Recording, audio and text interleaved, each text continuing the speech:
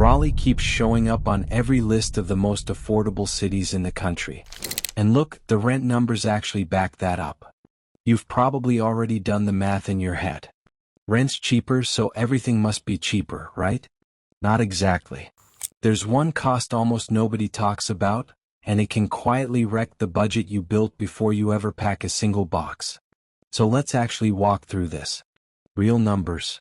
Rent market data, cost of living databases, official tax rates. Not vibes.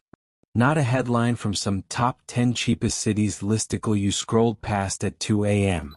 Rent first, because that's what everyone types into Google before anything else.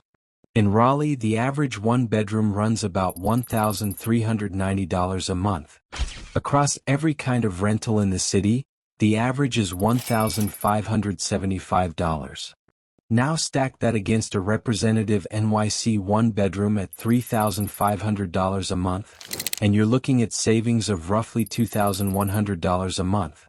On rent alone. That's not a small number. That's over $25,000 a year back in your pocket before you've changed anything else about how you live. That is enough to change your budget completely if you actually keep the savings. If you're picturing Manhattan or Brooklyn specifically, sure, those markets run even hotter, but they're submarkets, not the whole city. Rent is where this move actually pays off. Groceries? Smaller story, but still worth knowing. A single adult in Raleigh spends around $450 a month on groceries. According to Numbeo, groceries in New York run about 26% higher than that. Real difference, sure, especially once it compounds over a year.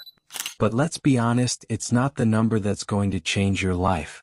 You're not moving 800 miles to save $40 on eggs and coffee. Rent is doing the heavy lifting here. Utilities and internet together land around $260 a month in Raleigh. About $200 for basic utilities, another $63 or so for internet. Keep in mind that number climbs in summer. North Carolina heat means the AC is running practically non-stop for months, and your power bill will absolutely let you know about it. Now here's the part that actually matters. Transit. On paper, Raleigh looks incredible. A transit pass runs about $40 a month. Compare that to NYC, where the 2026 OMNY fare cap equivalent runs around $152 a month. Raleigh wins easily, if you can actually rely on it. And that's the catch. Coverage in Raleigh is limited. If your job, your groceries, your whole life isn't within walking distance of a bus line, you're going to need a car. And a car is not $40 a month.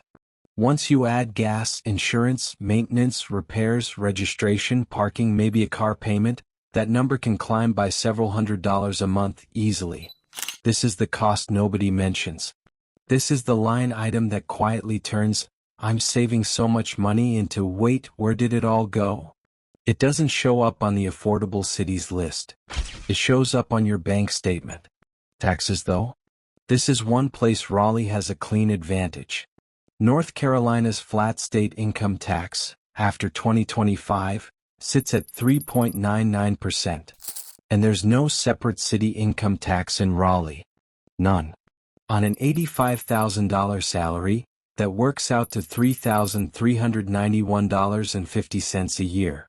Divide that by 12, and you're paying about $283 a month in state tax. That's it. No hidden second layer waiting to surprise you the way NYC city tax does. So what does the full picture actually look like?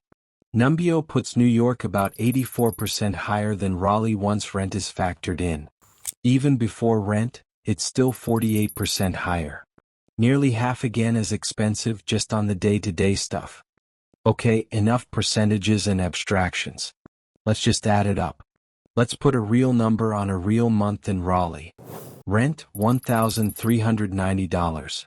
Groceries, $450. Utilities and internet, $260. Transit, $40. State tax on that $85,000 salary, $283. Add it up, and you're around $2,420 a month. That's before health insurance, before debt payments, before savings, before you've eaten out a single time. And if a car ends up in that budget, which for a lot of people it will, you're realistically closer to $2,700 to $2,900 a month, depending on what you're driving and how far you're commuting. Here's where it gets personal because the math looks different depending on who you actually are, and you probably already know which version of this is you. If you're remote and you keep your NYC salary while living in Raleigh, this is the dream scenario. You keep almost all of that rent gap, you avoid the extra NYC city income tax layer, and even with a car in the mix, you're still coming out way ahead every single month. If you're taking a local Raleigh job instead, yes, your paycheck probably drops. Raleigh pay just doesn't match NYC pay dollar for dollar, and that's worth sitting with before you make any final decisions. But if the salary drop is smaller than the rent savings, the math can still work in your favor. And then there's the third kind of person. The one who takes all those savings and immediately upgrades everything. Bigger place, more takeout, a nicer car, maybe a gym membership they never had time for in the city. If that's you, you might look up in a year and realize you're spending almost exactly what you spend in NYC. Just on different things and probably without noticing it happen. The savings only mean something if you actually keep them. Raleigh can absolutely be a smart move. But only if the savings survive the neighborhood, the commute, and the paycheck. That is the real test. Not the headline you saved at 2 a.m.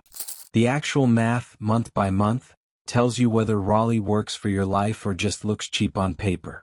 If you want the next city tested the same way, subscribe and drop the city in the comments.